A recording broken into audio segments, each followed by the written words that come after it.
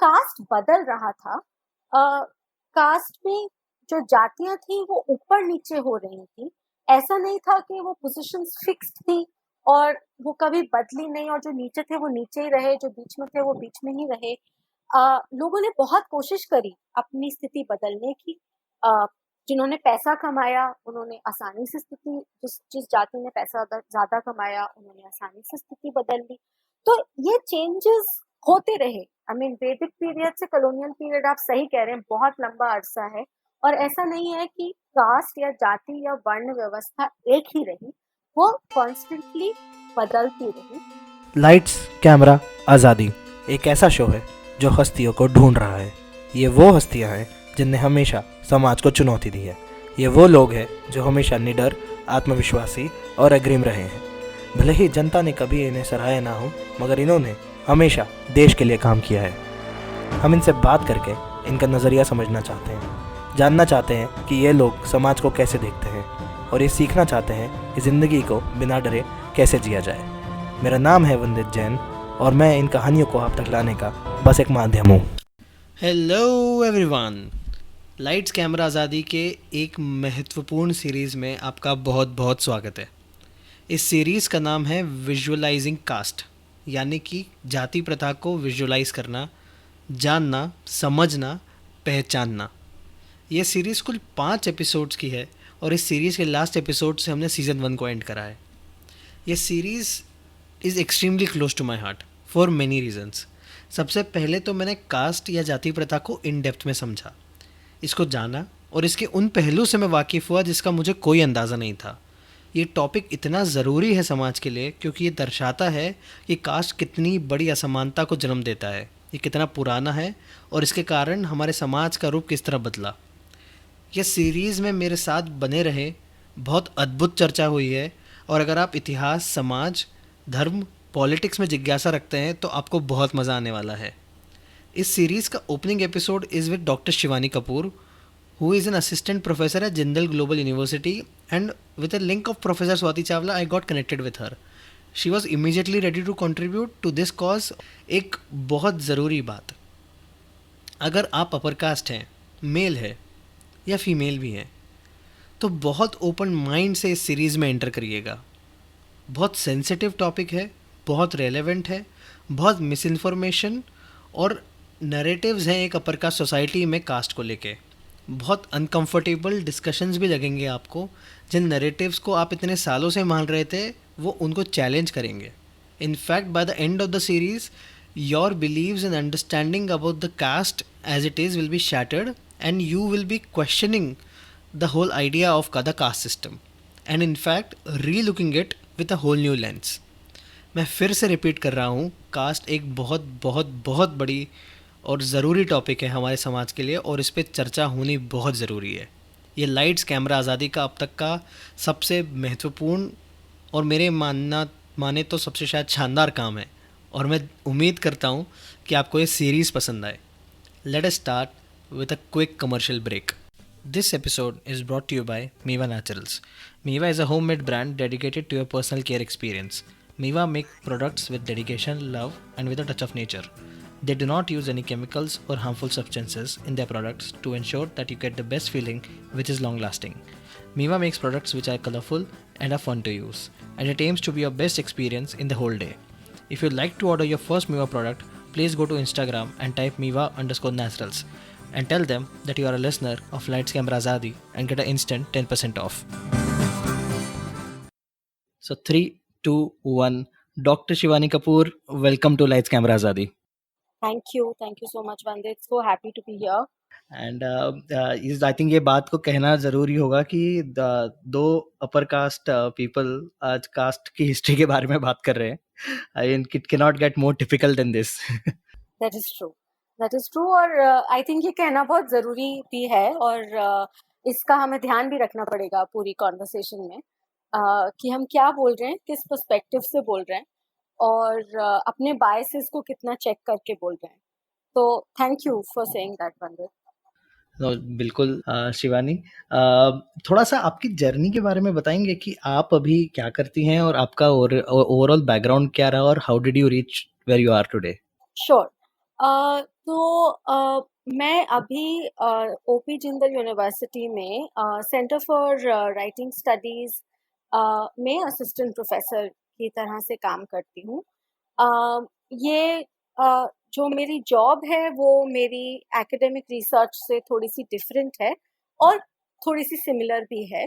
तो अपनी जॉब में मैं अंडर ग्रेजुएट, पोस्ट ग्रेजुएट और पीएचडी के स्टूडेंट्स को critical reading and writing and argumentation skills पढ़ाती हूँ और सिखाती हूँ, जिसमें हम बहुत सारे अपनी रिसर्च की टेक्स्ट और रीडिंग्स भी लाते हैं और कुछ बाहर के और मतलब अपनी रिसर्च से बाहर के इंटरेस्टिंग टेक्स्ट, एसेज, आर्टिकल्स की भी बात करते हैं। तो वो मेरा लाइक वो मेरा teaching part of that's the teaching part of my career. For the research part of my career, मेरा जो रिसर्च है वो ब्रॉडली कास्ट इन नॉर्थ इंडिया या कहें तो कास्ट इन उत्तर प्रदेश पे है, बहुत ब्रॉडली। इसमें मैंने अपनी एमफिल में हिंदी में लिखी गई दलित आत्मकथा, दलित ऑटोबायोग्राफीज के ऊपर काम किया था और वहाँ से उन्हीं आत्मकथाओं, कहानियों और नॉवेल्स के थ्रू मेरा एक इंटरेस्ट बनना शुरू हुआ on the question of leather, चमड़ा जो होता है और उसका कास्ट और लेबर से क्या रिलेशनशिप है, क्या कनेक्शन है, इस पे इंटरेस्ट बनना शुरू हुआ। तो अपनी पीएचडी में मैंने यही देखा कि जो उत्तर प्रदेश में लेदर इंडस्ट्री है उसमें कास्ट और लेबर का क्या सॉर्ट ऑफ रोल रहता है, किस तरीके से वो ऑर्गेनाइज होते हैं, कास्ट, लेबर और जो चमड़ा बनाने का प्रोसेस है या जो फिनिश्ड प्रोडक्ट है जिसको हम लेदर बोलते हैं। और साथ ही में अपनी रिसर्च में मैंने ये ज़्यादा पढ़ने की कोशिश की कि जो हमारा सेंसरी परसेप्शन होता है, जो हम अपनी इंद्रियों से चीज़ें महसूस करते हैं, खास करके जो सेंस ऑफ स्मेल होता है, जिसमें हम चीज़ें सूंघते हैं, चीज़ों से हमें खुशबू आती है, बदबू आती है। उस सेंसरी परसेप्शन का क्या रोल है अ, एक कास्ट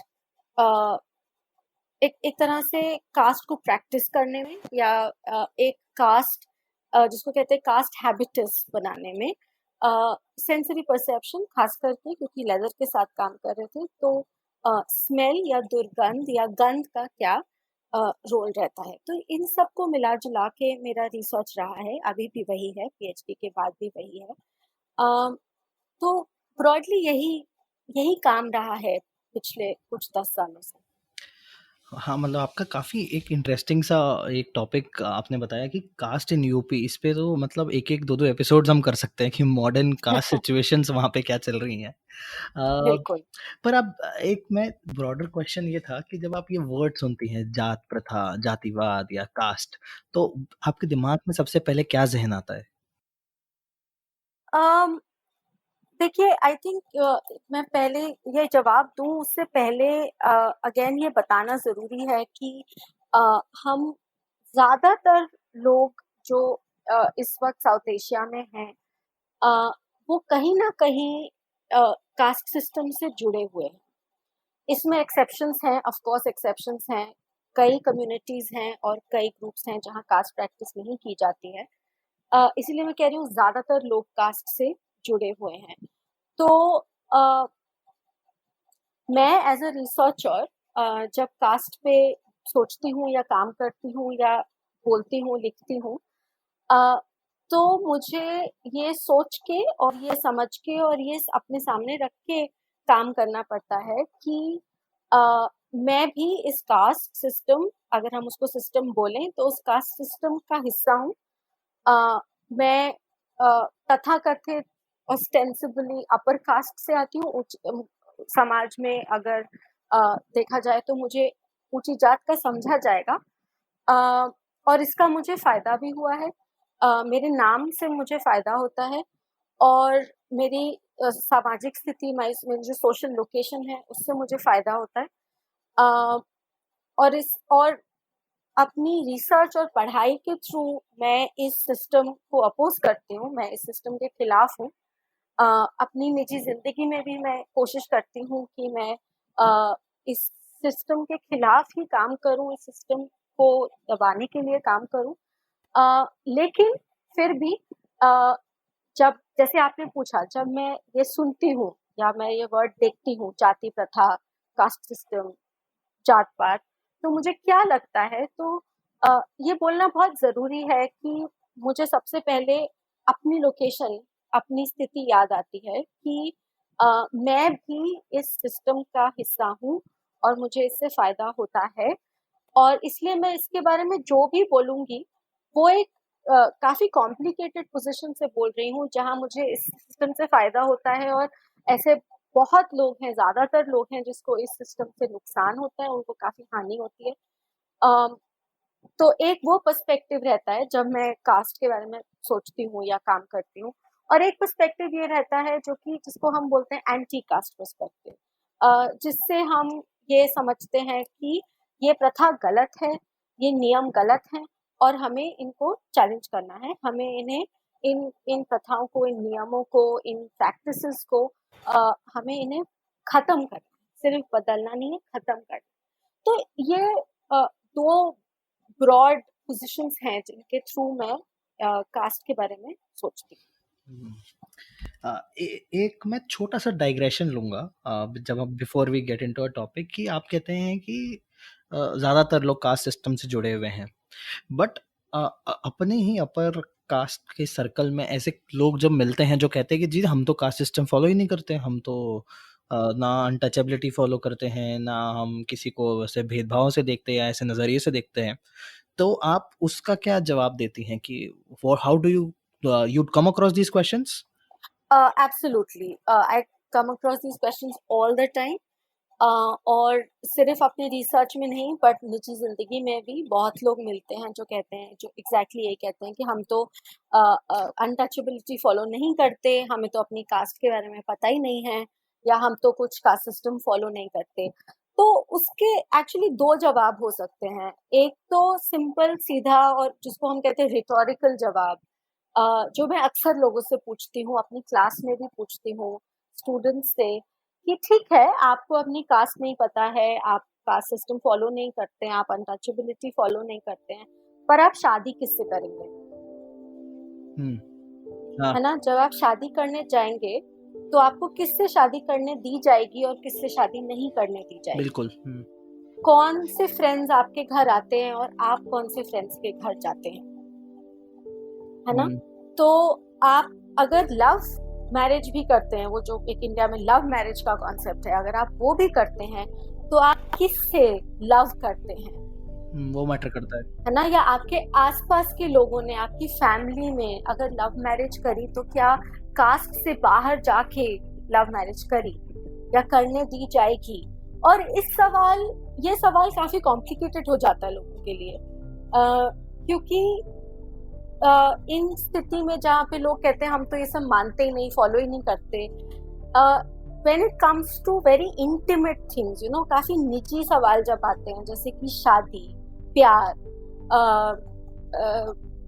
थिंग्स लाइक बर्थ और डेथ, जो बर्थ और डेथ राइट्स होते हैं, तो अक्सर देखा गया है कि कास्ट और रिलीजन का पूरा फोर्स इन काफी निजी मोमेंट्स में, इन काफी प्राइवेट इंटिमेट मोमेंट्स में फुल्ली सामने आता है। और दूसरा ऑफ कोर्स जो बड़ा पब्लिक चीज है जहाँ पे कास्ट बिल्कुल पूरी तरीके से सामने आता है, वो है रिजर्वेशन, तो आरक्षण। तो अगर आपसे कोई कहे कि हम कास्ट को नहीं मानते, तो उनसे जरा पूछिए कि उनका आरक्षण पे, रिजर्वेशन पे क्या मत है, क्या उनका व्यू है, क्या बोलते हैं वो।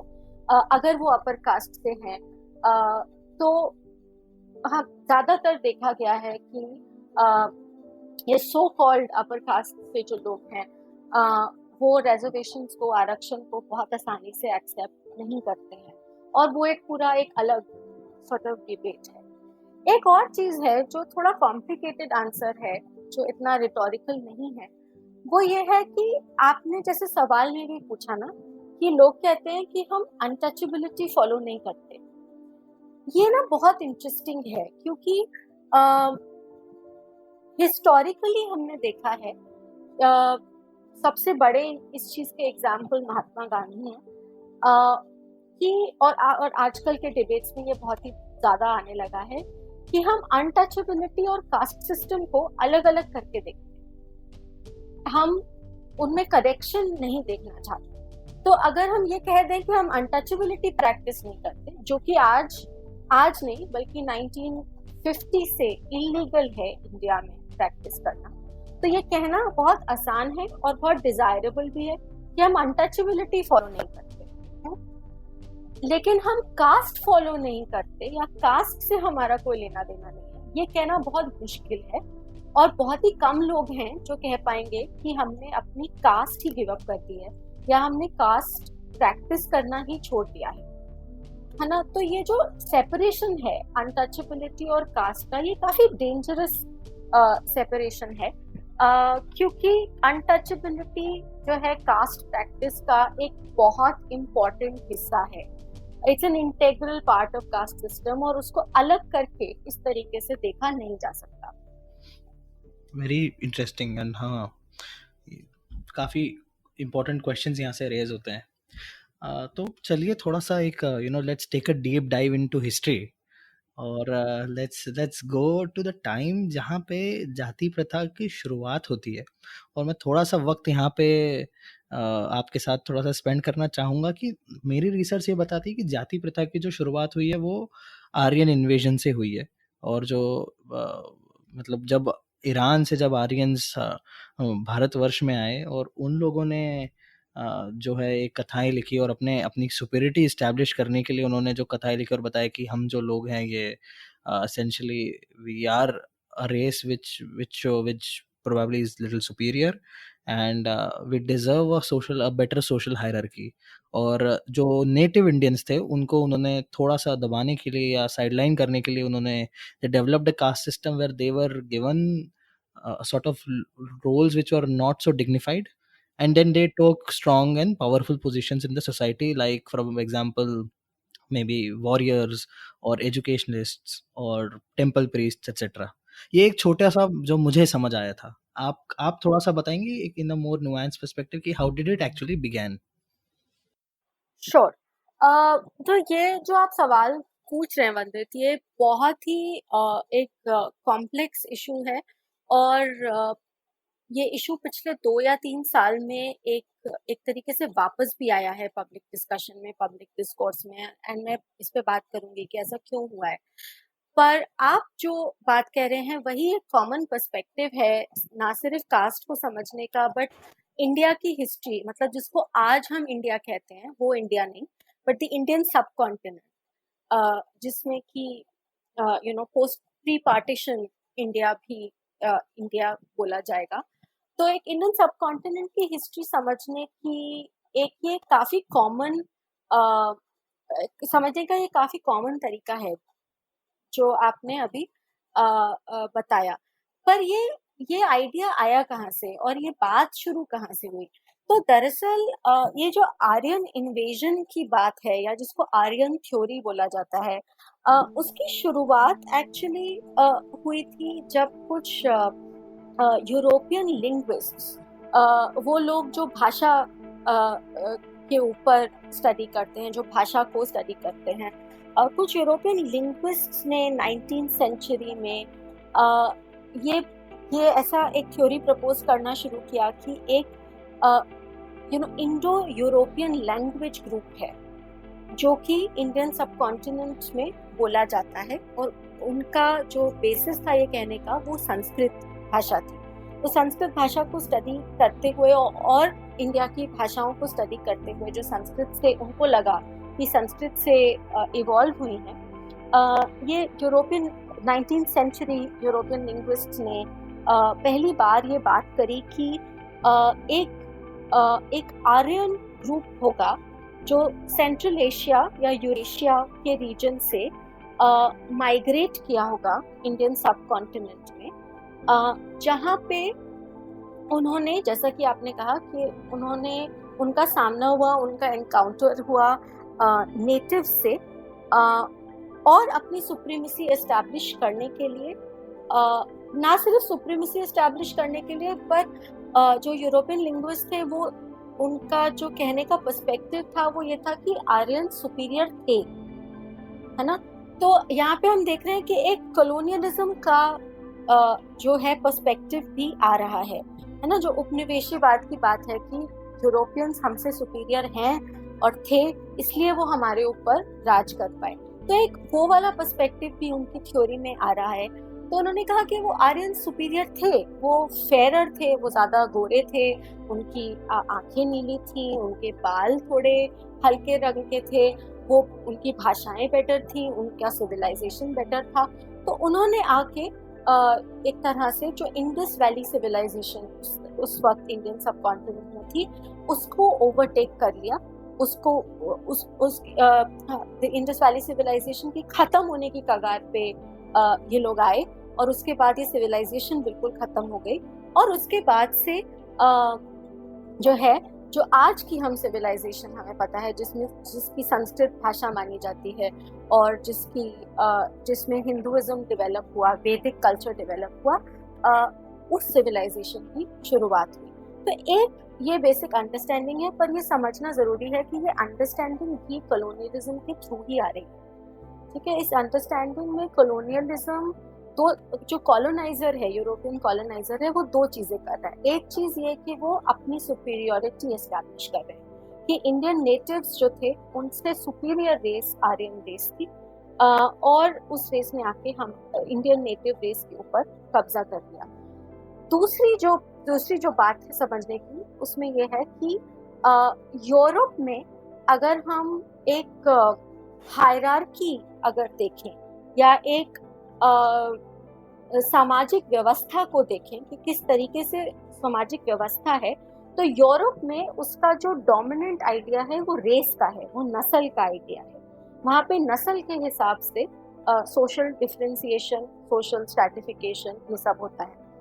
जब यूरोपी भारत आए, जब ना सिर्फ ब्रिटिश बट पोर्चुगीज और फ्रेंच, जब ये लोग भारत आए या भारतीय उपमहाद्वीप में आए, तो उन्होंने इस रीजन को और यहाँ के लोगों को भी रेस या नस्ल के हिसाब से समझने की कोशिश करी, क्योंकि उनको वही सिस्टम पता था, उन्हें लगता था कि सब इसी सिस्टम पे चलते हैं।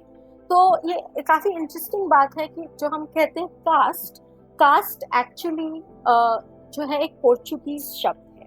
पोर्चुगीज शब्द है कास्टा, ठीक है, और वहां से ये शब्द कास्ट आया है। तो कास्ट जो वर्ड है वो किसी इंडियन लैंग्वेज से नहीं आया है, ये एक पोर्चुगीज वर्ड है। तो कहने का मतलब यह है कि ये यूरोपियन जो यूरोपियन मर्चेंट्स, ट्रेडर्स, एडमिनिस्ट्रेटर्स जब इंडिया आए, एंथ्रोपोलॉजिस्ट जब इंडिया आए, तो उन्होंने कास्ट को या यहाँ पे जो सिस्टम्स ऑफ डिफरेंशिएशन थे उसको रेस के हिसाब से, नस्ल के हिसाब से समझने की कोशिश करी। तो उसमें ये बात बड़े अच्छे से फिट होती थी कि एक जो थी वो इंडियन रेस थी, इंडियन नस्ल थी, जिसको उन्होंने द्रविडन बोल दिया, और एक आर्यन रेस थी। और जब आर्यंस इंडिया आए तो ये एक रेशियल इंटरैक्शन था। अब इसमें कई तरीके की प्रॉब्लम्स हैं। एक सबसे बड़ी प्रॉब्लम ये है कि इसका हमारे पास अभी तक पिछले 2-3 साल में ये सिचुएशन बदल गई है, लेकिन उससे पहले तक हमारे पास इस इन्वेजन का कोई बहुत स्ट्रॉन्ग एविडेंस नहीं था। जो लोग जेनेटिक स्टडी करते हैं, जीन्स की स्टडी करते हैं, उनकी रिसर्च के हिसाब से ऐसा कोई एविडेंस नहीं है कि सेंट्रल एशिया की जो जीन्स हैं वो इंडियन सब कॉन्टिनेंट में पाई जा रही हैं। अब पिछले 2-3 साल में एक्चुअली ये सिचुएशन बदल गई है, क्योंकि नई जो रिसर्च हुई है जिसमें एक बहुत एडवांस तरीके से जीन्स की स्टडी की गई है, उसमें ये पता चला है कि एक्चुअली बहुत भारी मात्रा में हमारे यहाँ पे इंडियन सब कॉन्टिनेंट में, सेंट्रल एशिया का, ये जीन्स अवेलेबल हैं। थोड़ा टेक्नोलॉजी का फर्क है, थोड़ा पर्सपेक्टिव का भी फर्क है। वो पहले कौन सा डीएनए देख रहे थे, अब कौन सा डीएनए देख रहे हैं। उसकी वजह से पिछले 2-3 साल में ये डिबेट वापस आ गया है कि इस वक्त इंडिया में आर्यन कौन है और द्रविड़ कौन है, और इन दोनों के बीच की रेस कौन सी है। अब पर एक बात और कहूंगी मैं इसमें कि इस सब का पॉलिटिकल इम्प्लीकेशन क्या है। ये तो सब बात हो गई हिस्ट्री की, जीन्स की, माइग्रेशन की। इसका पॉलिटिकल इम्प्लीकेशन क्या है? पॉलिटिकल इम्प्लीकेशन इस बात का बहुत बड़ा है, क्योंकि अगर हम पहले वाली थ्योरी पे जाएं कि एक आर्यन इन्वेजन हुआ था, और आज इंडियन सब कॉन्टिनेंट में ऐसे बहुत लोग हैं जो कि एक्चुअली आर्यंस हैं, तो ये जो हमारा एक और बड़ा कॉमन सेंसिकल पर्सपेक्टिव है कि इंडिया 5,000 साल पुराना है, वैदिक सिविलाइजेशन 2-3 हजार साल पुरानी है, और मतलब हम बहुत ही एडवांस्ड सिविलाइजेशन थे। हम जो थे दुनिया को रूल करते थे।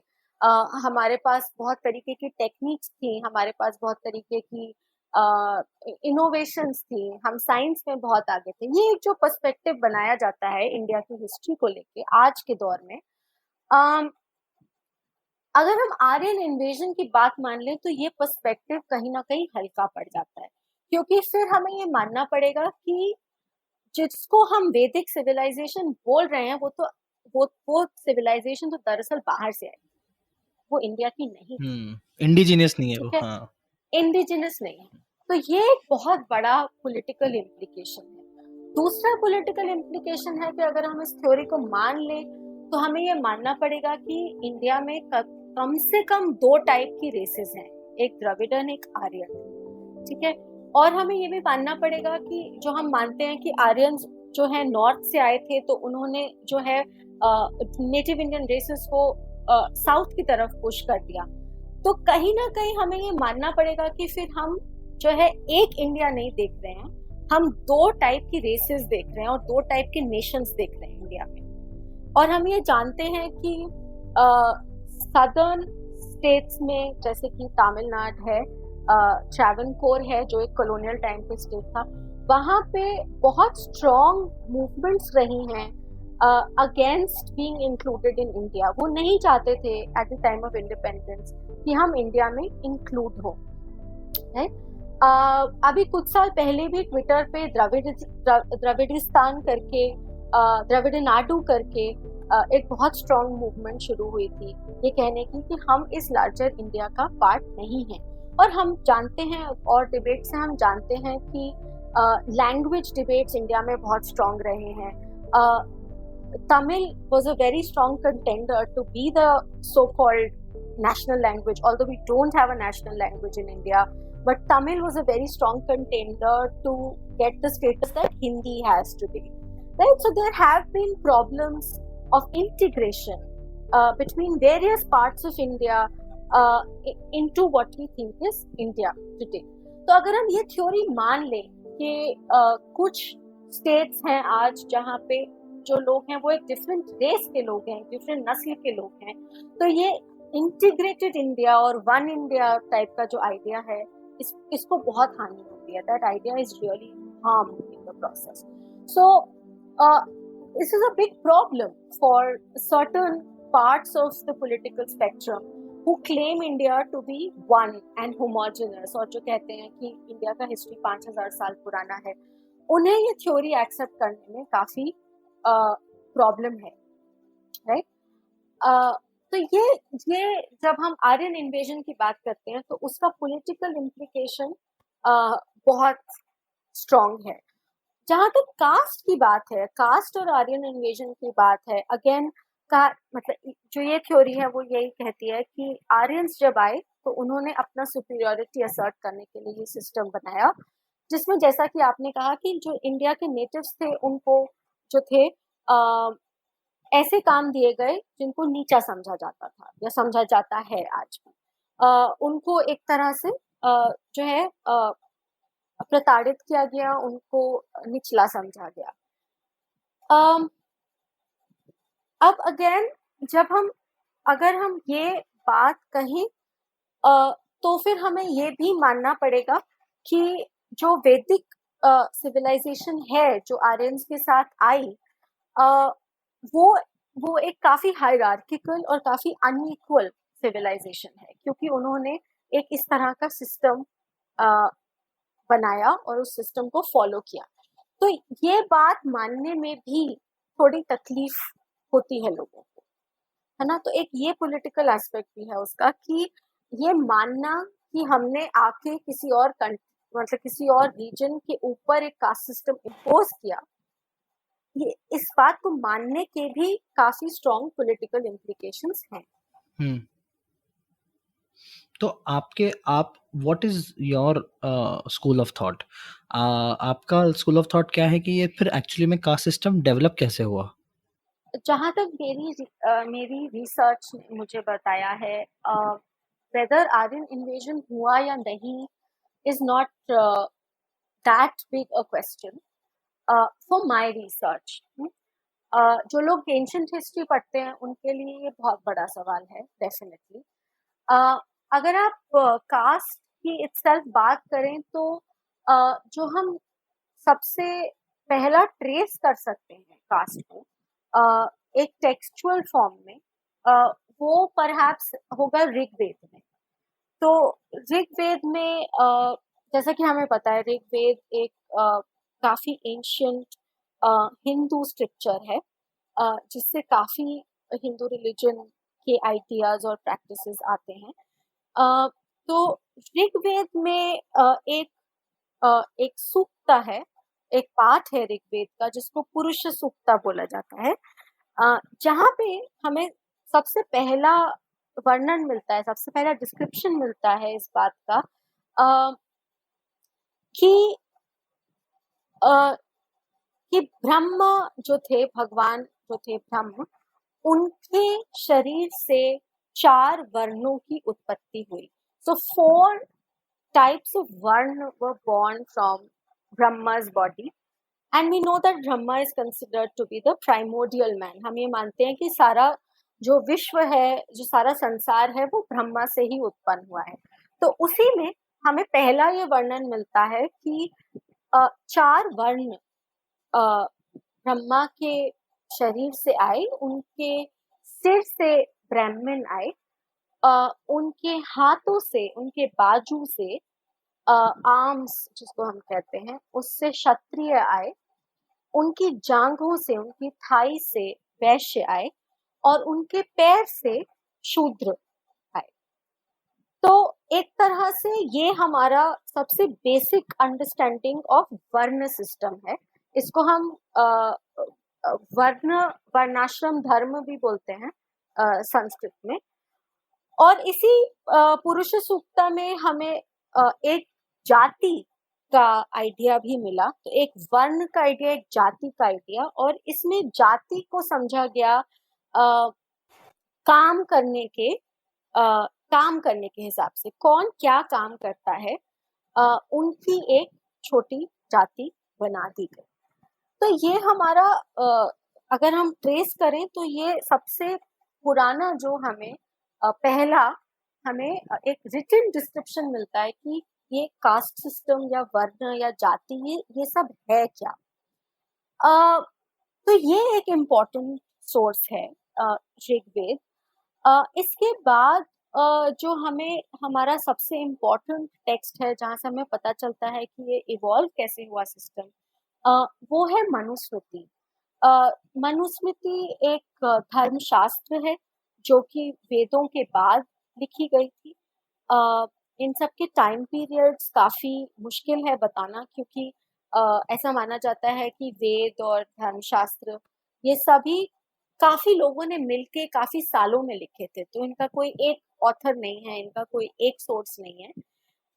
तो मनुस्मृति, जिसका दूसरा नाम मानव धर्म शास्त्र भी है, एक बहुत ही इम्पोर्टेंट टेक्स्ट है आज हमारे लिए, क्योंकि उसमें पूरी वर्ण व्यवस्था का एक बहुत पूरी वर्ण व्यवस्था का एक बहुत जिसको बोला जा सकता है डिटेल्ड डिस्क्रिप्शन है।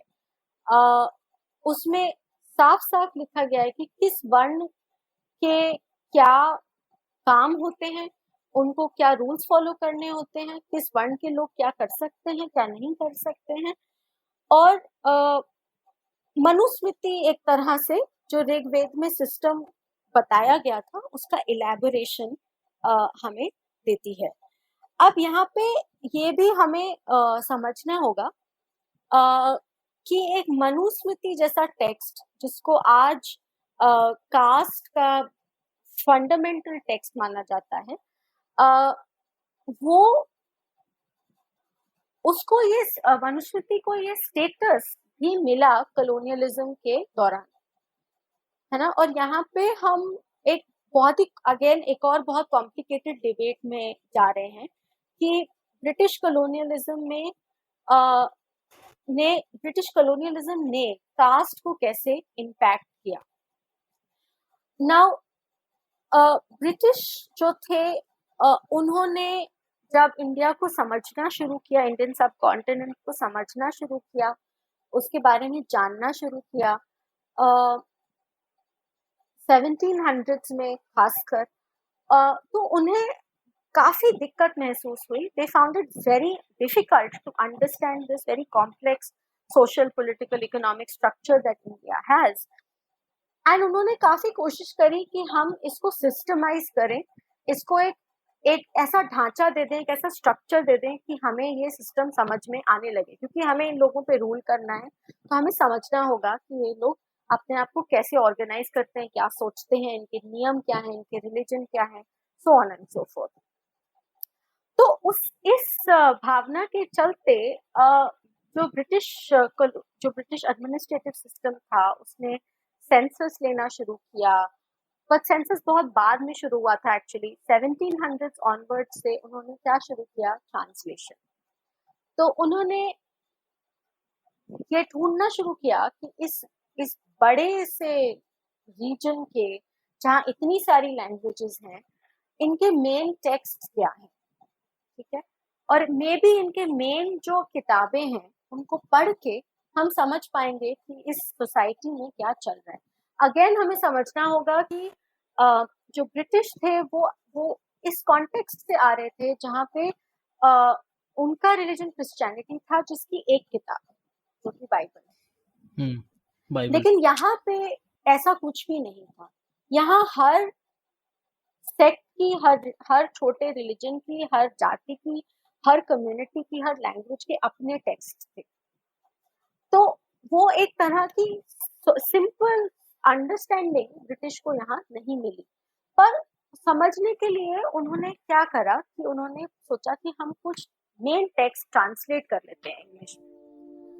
अब अगर आप एक नए शहर में हैं या एक नई कंट्री में हैं जिसको आपको समझना है, और अगर आपको पूछना है कि आपका मेन किताब कौन सा है या आपका मेन जो आप पढ़ते हैं वो क्या है, तो उस टाइम के इंडियन सब कॉन्टिनेंट में ये आप किससे पूछेंगे? आपको कोई ऐसा चाहिए जो इंग्लिश समझता हो, आपको कोई ऐसा चाहिए जिसके पास ये किताबें हो, जो ये किताबों की जानकारी रखता हो, जो आपको समझा पाए आपकी भाषा में और आपके कॉन्टेक्स्ट में समझा पाए कि यहाँ क्या चल रहा है, इस किताब में क्या चल रहा है। अब ये लोग 1700s में इंडिया में ये लोग मोस्टली अपर कास्ट थे, तथाकथित अपर कास्ट थे, या फिर ब्राह्मण ही थे एक्चुअली। तो अगर हम देखें कि ब्रिटिश एडमिनिस्ट्रेशन में इन जो सिविल सर्विस होती थी उसमें पहले के कई दशकों में कौन इंडिया से कौन गया, तो वो ब्राह्मण गए थे या कोई क्षत्रिय गया था। तो बेसिकली जिनको हम अपर कास्ट बोलते हैं या समझते हैं वही लोग गए थे। तो इन्हीं लोगों ने, जिनको थोड़ी अंग्रेजी आती थी, जो इंग्लैंड से पढ़ के आए थे, या जो इंडिया में ही थे पर जिनको पढ़ने की आजादी थी इंडिया में, जो ये किताबें खरीद सकते थे, जो ये किताबें पढ़ सकते थे, इन ब्राह्मण अपर कास्ट लोगों ने ही ब्रिटिश को बोला कि आप मनुस्मृति पढ़िए, क्योंकि उनकी जिंदगी मनुस्मृति के हिसाब से चल रही थी। क्योंकि मनुस्मृति में जो लिखा है उससे इन लोगों को फायदा हो रहा था। क्योंकि तब तक जो था ये हमारा कास्ट जो सिस्टम था ये बहुत एडवांस्ड हो चुका था। इसके हिसाब से लोगों की पूरी जिंदगी चलती थी। तो जिन लोगों को फायदा होता था इस कास्ट सिस्टम से, जिन लोगों को फायदा होता था मनुस्मृति पढ़ के, उनके लिए वही बड़ी किताब थी, उनके लिए वही सबसे इम्पोर्टेंट किताब थी। तो उन्होंने कहा कि आप ये पढ़ लीजिए। अब क्योंकि कास्ट सिस्टम में मनुस्मृति में ये साफ साफ लिखा हुआ है कि शूद्र और नारी और जो अतिशूद्र हैं उनको तो जो है वेद सुनना भी मना है ना। तो पढ़ना लिखना तो दूर की बात है, अगर वेद उनके कानों में पड़ जाएं तो उनके कानों में गरम तेल डाल देना चाहिए, पिघला हुआ लोहा डाल देना चाहिए, है ना। और ये सिर्फ ये कहना इम्पोर्टेंट है कि हम सिर्फ शूद्र अतिशूद्र की बात नहीं कर रहे हैं, यहाँ पे हम औरतों की भी बात कर रहे हैं। तो ऐसा नहीं था कि क्षत्रिय या वैश्य औरत भी वेद सुन सकती थी, वो भी नहीं सुन सकती थी। और ये आई थिंक कहना बहुत इंपॉर्टेंट है कि कास्ट सिस्टम का एक बहुत ही स्ट्रॉन्ग जेंडर डायमेंशन भी है ना। तो जो ब्राह्मण औरत थी, ब्राह्मण महिला थी, वो भी ब्राह्मण मर्द से नीचे थी, नीचे थी। हाँ, उसे भी वेद पढ़ने की आजादी नहीं थी। तो ऐसे सिस्टम में जब हम 16वीं 17वीं शताब्दी की बात करें तो ऐसे लोग ही नहीं थे, ब्राह्मण और क्षत्रिय और वैश्य के बाहर के लोग, जो कि मेजॉरिटी लोग थे बाय द वे, जो कि ज्यादातर लोग थे इंडिया में, उनको पढ़ने की आजादी नहीं थी। उन्हें स्कूल जाने की, पाठशाला जाने की आजादी नहीं थी, उन्हें पंडित से बात करने की आजादी ही नहीं थी। तो वो कैसे वो ब्रिटिश को बता पाते कि आप हमसे भी बात कर लीजिए, हमारे पास कुछ लिखा हुआ नहीं है पर हमारी बात भी सुन लीजिए। तो क्या हुआ कि जो टेक्स्ट ट्रांसलेट हुए, जैसे कि मनुस्मृति, ब्रिटिश ने मान लिया कि यही इंडिया को समझने का सही तरीका है। तो British understanding of caste in Indian society was also very upper caste, was also very male centric, क्योंकि उन्होंने कभी किसी और से बात ही नहीं करी और उन्होंने रिटन वर्ड पे इतना ध्यान दिया कि जो सारे ओरल ट्रेडिशंस थे, जो कभी लिखे नहीं गए थे, या जिनको कोई उनकी भाषा में समझा नहीं पाया, जो अंग्रेजी नहीं बोल पाया, वो सारे ट्रेडिशंस साइडलाइन हो गए, खत्म तो नहीं हुए, साइडलाइन हो गए। और धीरे धीरे अब हम उन ट्रेडिशंस को डिस्कवर कर रहे हैं, है ना। तो जब मैं कहती हूँ कि मनुस्मृति एक इम्पॉर्टेंट टेक्स्ट है कास्ट को समझने का, तो मैं इस पर्सपेक्टिव से बोलती हूँ, क्योंकि मनुस्मृति मेरे पास भी ब्रिटिश कॉलोनियलिज्म के थ्रू ही आई है ना। मेरी जो शिक्षा है वो अंग्रेजी में हुई है, तो मैंने भी जो है ब्रिटिश पर्सपेक्टिव से ही हिस्ट्री पढ़ी है एक तरीके से। तो उसमें मनुस्मृति इम्पोर्टेंट है ना, मनुस्मृति इम्पोर्टेंट है, ये उसको पढ़ के हमें समझ में आता है। आज हम मनुस्मृति अपने आप पढ़ सकते हैं ब्रिटिश इंटरवेंशन के बिना। लेकिन कई ऐसे और टेक्स्ट रहे होंगे जो ट्रांसलेट नहीं हुए और जो हम तक नहीं पहुंचे, या जिनके बारे में लिखा नहीं गया और वो हम तक नहीं पहुंचे। तो ये दो हैं, एक तो पुरुष सूक्त और दूसरा मनुस्मृति, जहां से हमें ब्रॉडली हमें अपनी कास्ट की एक अंडरस्टैंडिंग मिलती है। और इसमें जैसा कि मैंने कहा, दो चीजें हैं।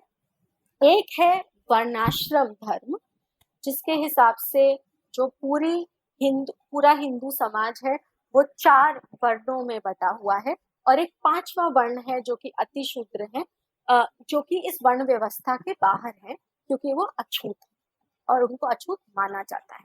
वो है नहीं, उनको माना जाता है। और दूसरा चीज है जाति, जो कि शुरुआत में रहा होगा एक ऑक्यूपेशनल ग्रुप जैसा स्ट्रक्चर, लेकिन धीरे धीरे जैसे समाज आगे बढ़ा, वो जातियां भी एक तरीके की हायरार्की में बंध गई। एक तरह के जिसको हम कह सकते हैं, एक जातियों में भी एक तरह का वर्गीकरण हो गया, जिसके हिसाब से कुछ काम जो थे उनको ऊंचा समझा जाने लगा, कुछ कामों को नीचा समझा जाने लगा।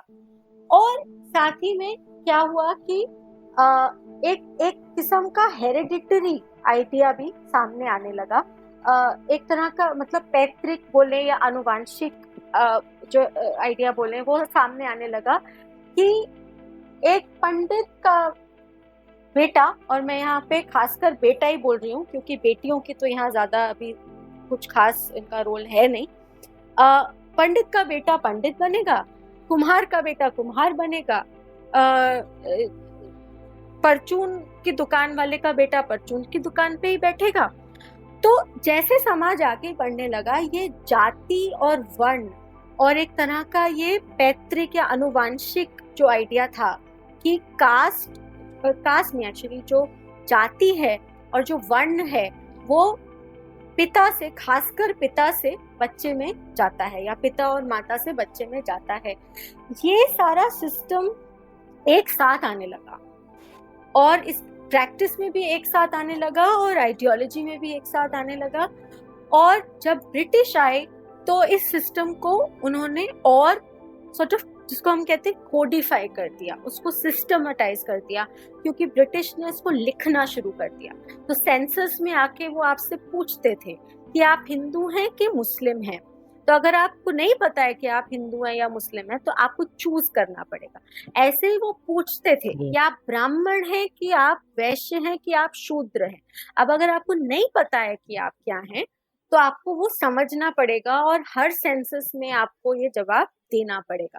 तो इन सब की वजह से ब्रिटिश ने जब किताबें लिखी कि यूपी में वैश्य में कपड़े ऐसे पहने जाते हैं, तो उन्होंने एक तस्वीर, एक फोटोग्राफ भी छाप दी कि हिंदू वैश्य कपल ऐसे कपड़े पहन के खड़ा होता है। तो एक तरह का सॉलिडिफिकेशन हो गया, एक तरह का कोडिफिकेशन हो गया कि हिंदू वैश्य ऐसे दिखते हैं, वो ऐसे बात करते हैं, वो ये खाना खाते हैं। क्योंकि ब्रिटिश आए, उन्होंने कहा हमें लिखना है, तो जब आप हर साल जब उनको लिखवाएंगे तो आप फिर वो मानने भी लगेंगे, वो आप फॉलो भी करने लगेंगे।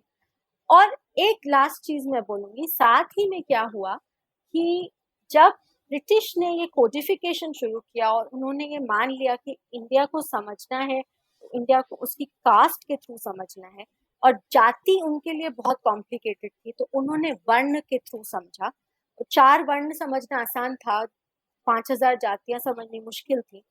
तो 4 वर्णों के हिसाब से जब उन्होंने समझना शुरू किया और उस बेसिस पे उन्होंने पॉलिसी बनानी शुरू करी, उस बेसिस पे उन्होंने जमीन के मसले हल करना शुरू किया, उस बेसिस पे जब उन्होंने आर्मी में और मिलिट्री में रिक्रूटमेंट शुरू किया, तो लोगों को भी समझ में आ गया कि अगर हम अपनी जाति के बारे में अच्छा बोलेंगे या अगर हम अपनी जाति के पक्ष में बात करेंगे तो हमारे लिए अच्छा होगा।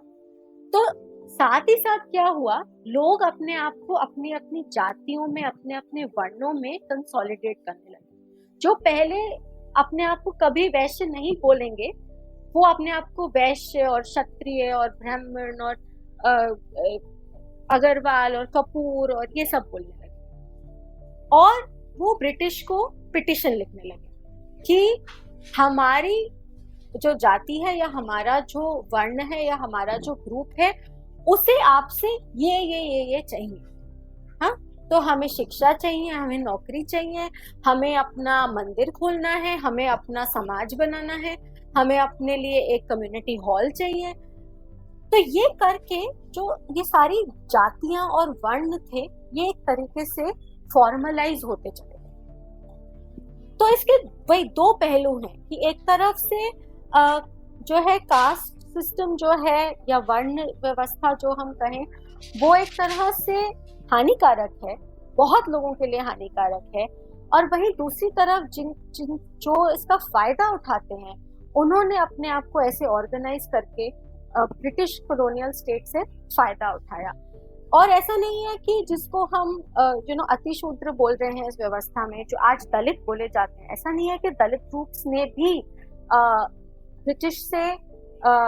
ब्रिटिश जो सिस्टम था उससे पिटिशन नहीं किया। उन्होंने बहुत पिटिशन किया, पिटिशंस माने भी गए, और उनको भी जो हम कहते हैं कॉलोनियल मॉडर्निटी, एक ऐसी मॉडर्निटी जो कॉलोनियलिज्म के थ्रू आई कि हमें शिक्षा मिली, इंफ्रास्ट्रक्चर बना, कुछ पुरानी प्रथाएं जैसे कि सती या चाइल्ड मैरिज खत्म हुई। इस कॉलोनियल मॉडर्निटी का फायदा दलित ग्रुप्स को भी हुआ, कुछ को हुआ, कुछ को नहीं हुआ। तो ये काफी इंटरेस्टिंग और कॉम्प्लिकेटेड स्टोरी है कि कास्ट जो है, अगर ऋग्वेद से शुरू करें और 1911 के सेंसस तक आए, जो कि एक बहुत बड़ा कास्ट सेंसस था इंडिया में, तो एक बहुत ही कॉम्प्लिकेटेड स्टोरी है between different groups within Hinduism, British colonizers, and different kinds of political and socio-economic interests.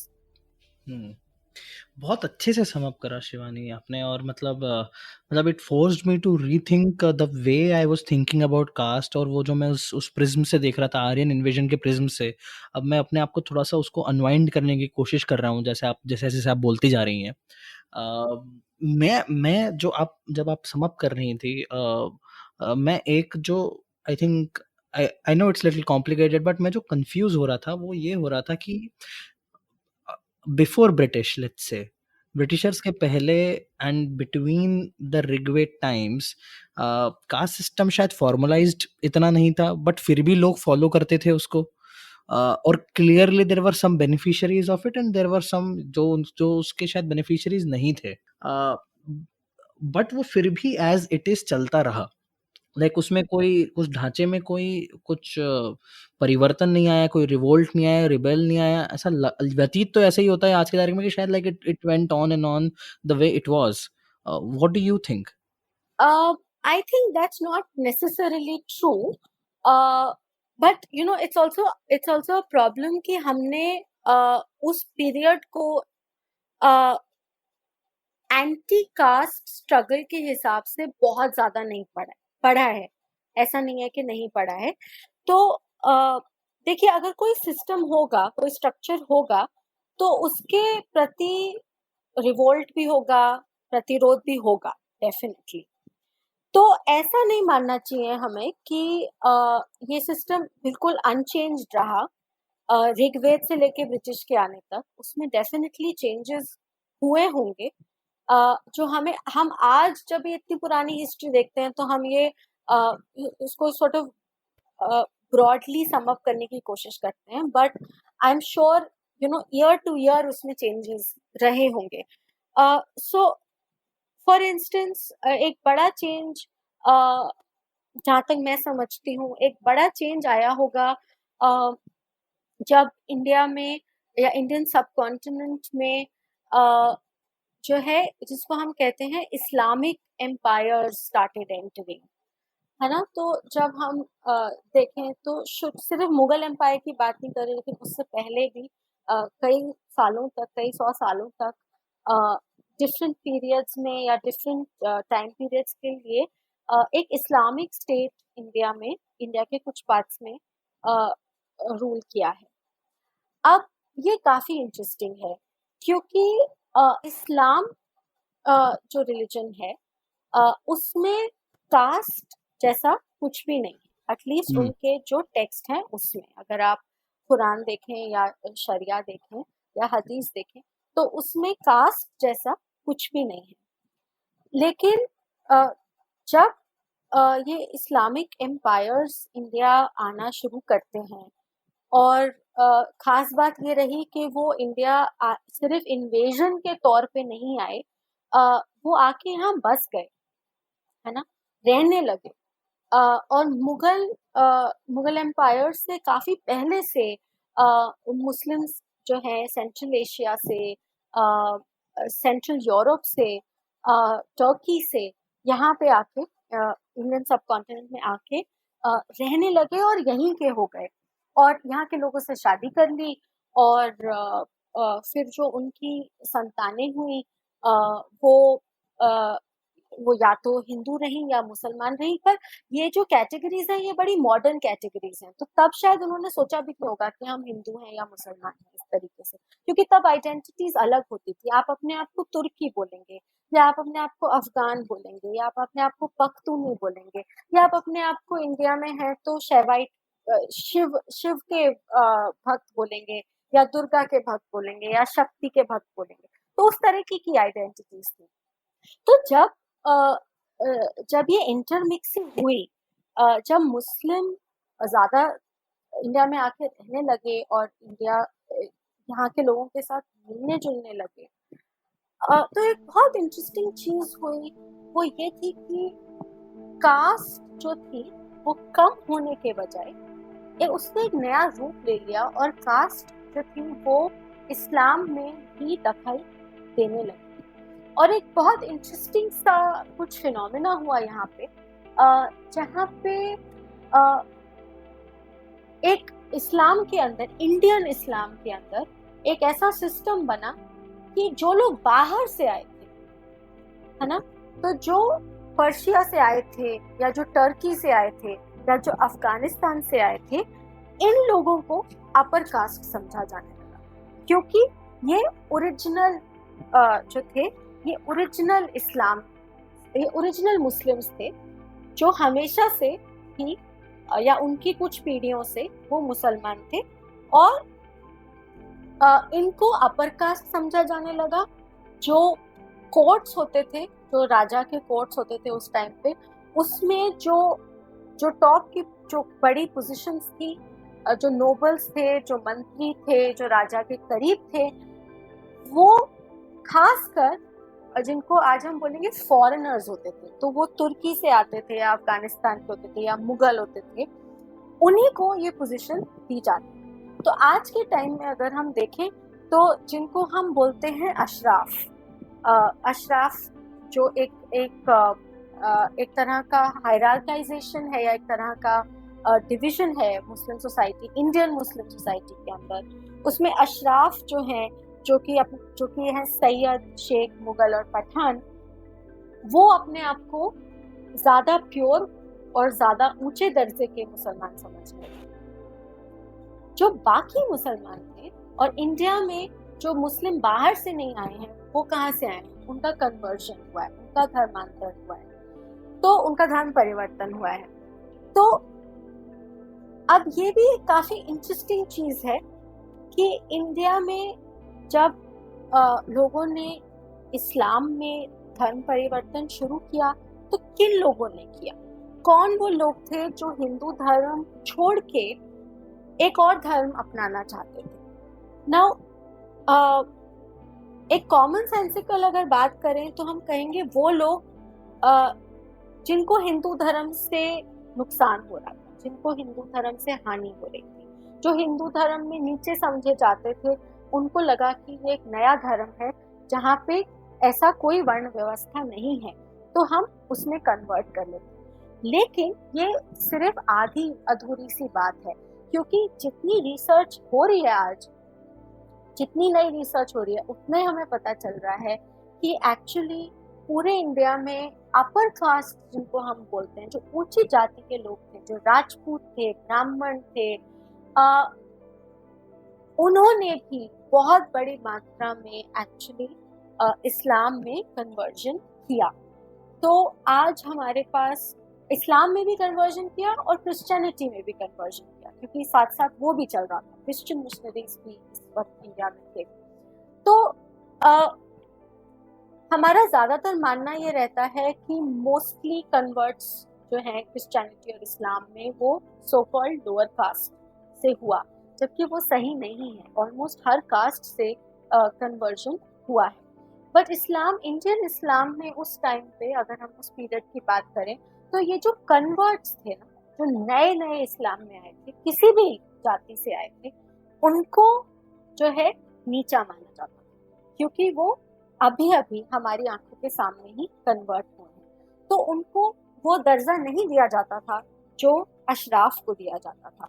तो आज की अगर हम भाषा में बोलें तो मुस्लिम समाज में अशराफ हैं जिनको ऊंचा समझा जाता है, अजलाफ हैं जिनको हम ओबीसी मानते हैं, और अर्जाल हैं जिनको हम दलित मुस्लिम या पसमंदा मुस्लिम, पसमंदा मुस्लिम तो हम अजलाफ को बोलते हैं जो ओबीसी मुस्लिम है, और अर्जाल हैं जिनको हम दलित मुस्लिम बोलते हैं।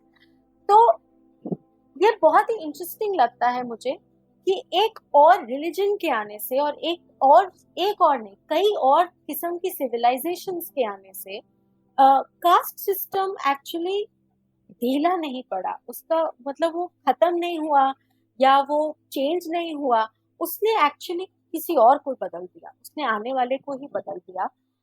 इतना बदला कि अ, आगे के जैसे हमारे बहुत बहुत सालों बाद जैसे जब सिखिज्म डेवलप हुआ तो उसमें भी कास्ट का दखल रहा।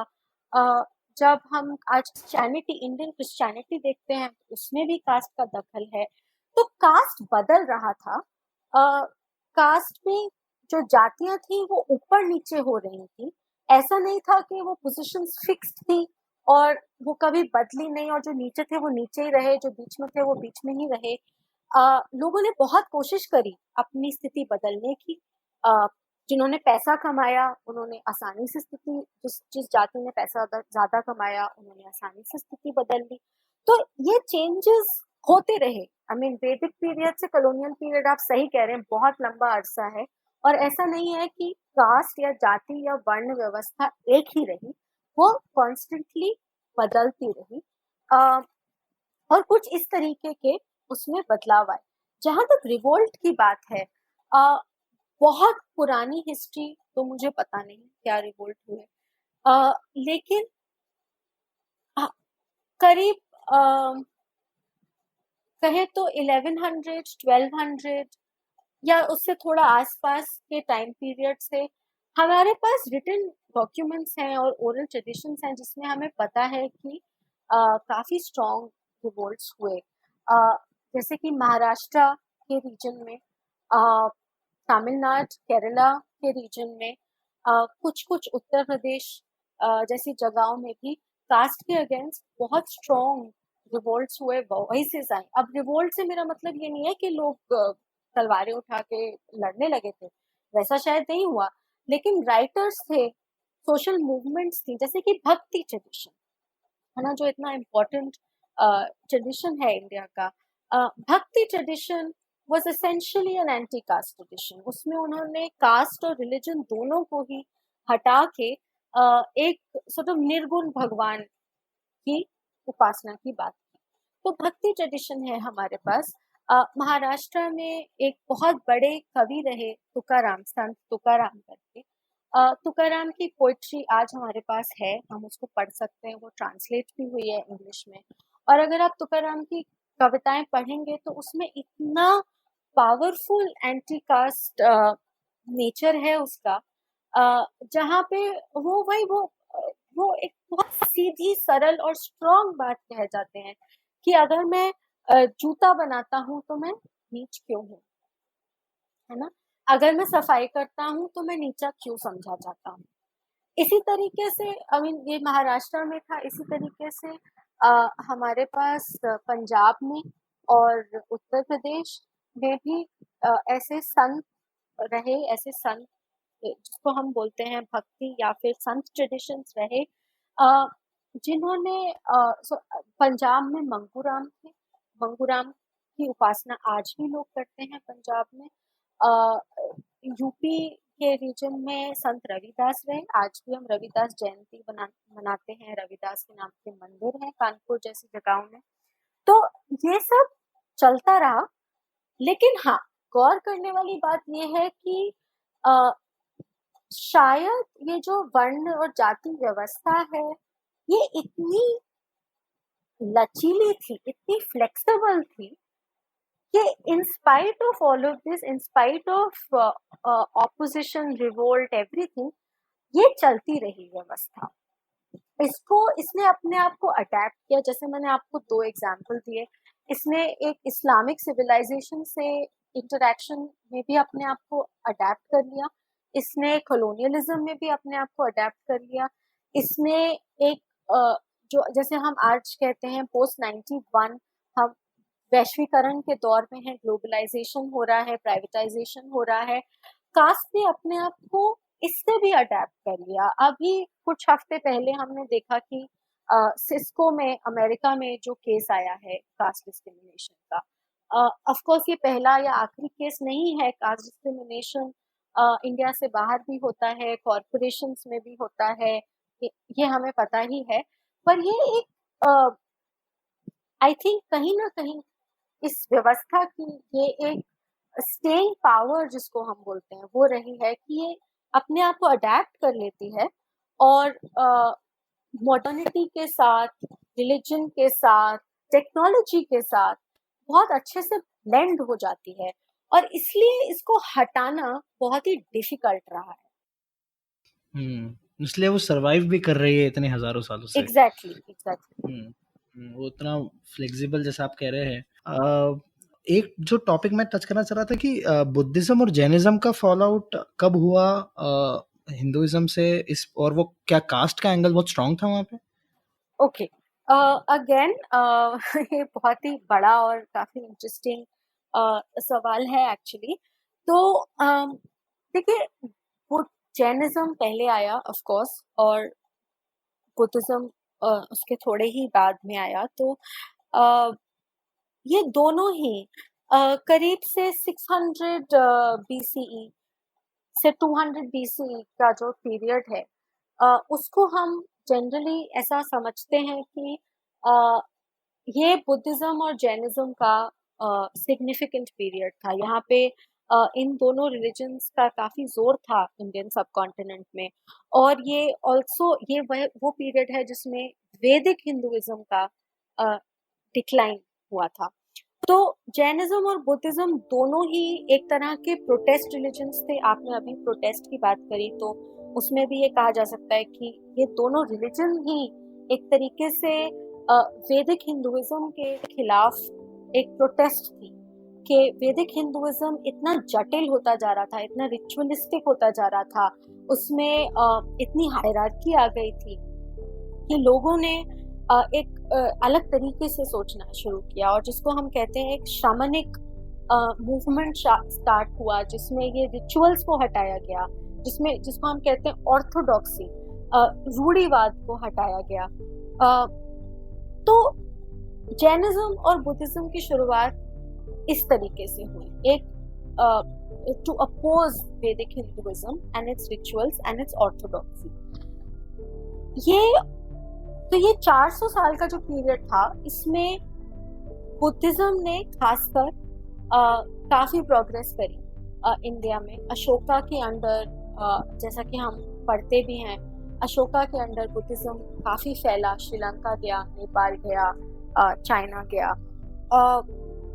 अब इसमें इंटरेस्टिंग बात ये थी कि आपने पूछा कास्ट का क्या रोल था, तो वही इसमें इंटरेस्टिंग बात है कि बुद्धिज्म और जैनिज्म ने एसेंशियली क्या बोला। उन्होंने कहा कि सब लोग एक हैं, हाँ, कोई डिस्टिंक्शन नहीं है, कोई इस तरीके से हायरार्की नहीं है लोगों में, सब लोग एक हैं।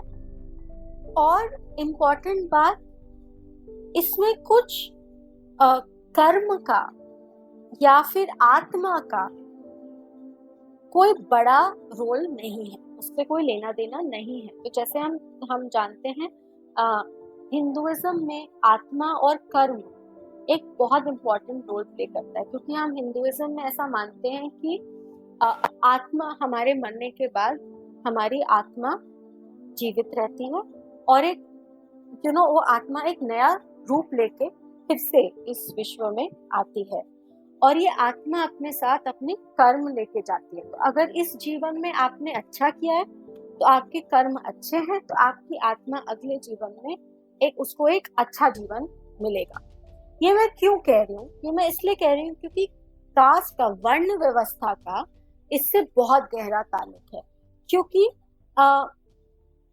हम ये मानते हैं कि अगर आप हम नहीं मानते हैं, वर्ण व्यवस्था ये कहती है कि अगर आप इस जीवन में ब्राह्मण पैदा हुए हैं तो आपने पिछले जन्मों में बहुत अच्छे कर्म किए। अगर आप इस जन्म में शूद्र या अति शूद्र पैदा हुए तो आपका बड़ा कष्ट का जीवन है, तो आपने पिछले जन्म में पाप किए होंगे, तो आपको पिछले जन्म के पाप का इस जन्म में आपको वो पाप जो है उनके वजह से आपको ये कष्ट वाला जीवन इस जन्म में मिला है ना। तो आप रिवोल्ट ना करें, आप परेशान ना हो, आप गुस्सा ना हो, ये आपका कर्म था और ये आपको पूरा करना है। तो अगर इस जन्म में आप चुपचाप ये सब सहन कर लेते हैं, आप चुपचाप जो है अपने ऊपर जो अत्याचार हो रहा है वो सहन कर लेते हैं, आप ब्राह्मण की सेवा कर लेते हैं, आपका अगला जन्म अच्छा होगा। तो ये पूरा सिस्टम ही इसी लॉजिक पे चल रहा है कि जो मेरे साथ आज हो रहा है वो मैं कंट्रोल नहीं कर सकती हूँ, ठीक है? वो मैं वो मैं चेंज नहीं कर सकती हूँ। ये बड़ा ही प्री मॉडर्न आइडिया है, क्योंकि मॉडर्निटी में तो हम कहते हैं कि मैं अगर काम करूंगी तो मैं अपना भविष्य बदल सकती हूँ, मैं अगर काम करूंगी तो मैं अपनी स्थिति बदल सकती हूँ।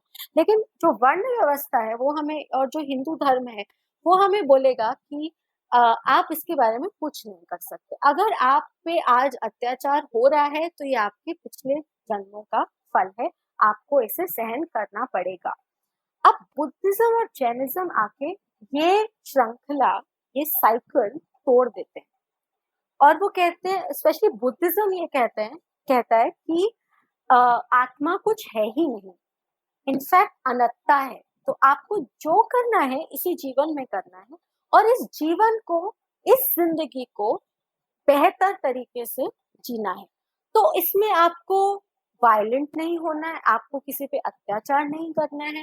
तो इसका मतलब हुआ कि जैसा कि हम देखते हैं कई जैन और बुद्धिस्ट मंक्स अपने मुंह पे पट्टी बांध के चलते हैं ताकि वो किसी से बुरा ना बोले, वो वो बिना जाने बिना बिना चाहे किसी को ऐसे निगल ना ले, किसी को खा ना ले। वो चलते वक्त भी बड़ा ध्यान रखते हैं कि उनके पैरों तले कोई ना कुचला जाए।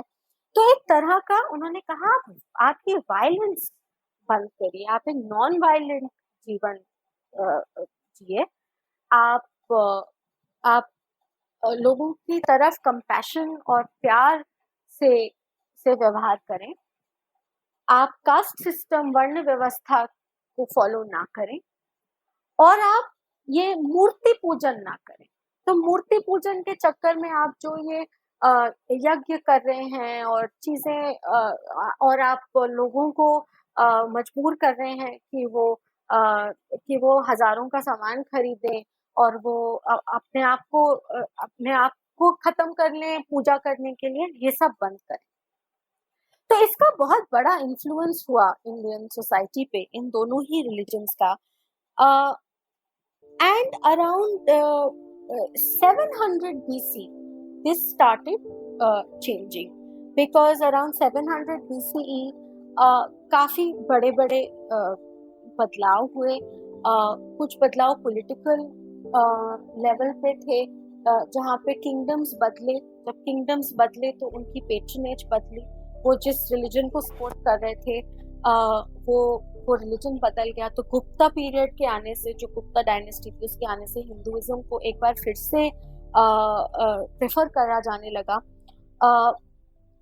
ज्यादातर हम ये समझते हैं कि 8th सेंचुरी में, मतलब वही 700 750 BCE के आसपास, जो आदि शंकराचार्य थे, एक बहुत बड़े गुरु हिंदुइज्म में थे, उन्होंने अपने ऊपर ये उठाया कि वो उन्होंने केरला से अपनी जर्नी शुरू करी और इंडिया में चारों तरफ मठ स्थापित किए, और उन्होंने एक अद्वैत वेदांत, जिसको आज हम बोलते हैं, जो आज हम हिंदुइज्म फॉलो करते हैं, वेदांतिक हिंदुइज्म, उसका प्रोपगेशन, उसके बारे में बात करनी शुरू करी।